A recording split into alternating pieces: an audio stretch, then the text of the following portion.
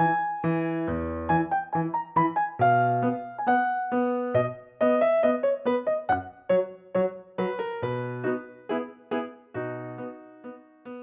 ทานอีสปเรื่องแมวกับไก่แมวตัวหนึ่งจับไก่ได้และคิดว่าจะหาข้ออ้างที่มีเหตุผลอะไรดีในการกินไก่ตัวนั้นซะมันจึงกล่าวหาว่าไก่รบกวนผู้คนจากการส่งเสียงขันในตอนกลางคืนซึ่งทำให้คนนอนไม่หลับไก่ปกป้องตัวเองด้วยการพูดว่าที่มันทำแบบนั้นเพื่อประโยชน์ของผู้คนพวกเขาจะได้ตื่นทันไปทำงานแมวตอบว่า